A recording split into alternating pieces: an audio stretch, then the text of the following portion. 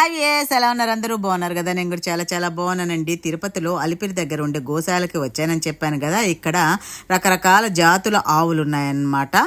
వాటి పేర్లు ఇదిగో బోర్డ్స్ అయితే తీశాను. దగ్గరగా వీడియో తీయొద్దన్నారు, కొంచెం దూరంగా తీశానండి.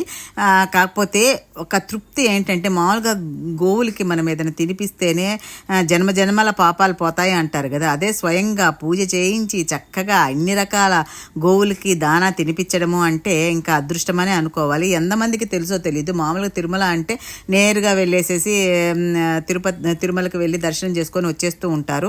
అలా కాకుండా కొంచెం టైం తీసుకొని కొంచెం ఇలా ఈ గోశాలను కూడా దర్శిస్తే మనకున్న పాపాలన్నీ మనకు తెలియకుండానే తుడిచిపెట్టుకోపోతాయి అనేసి నాకు అనిపిస్తూ ఉంటుందన్నమాట. 300 టికెట్ రూపాయలు తీసుకుంటే చక్కగా పూజ చేసి దానా మనం స్వయంగా తినిపించవచ్చు అనమాట.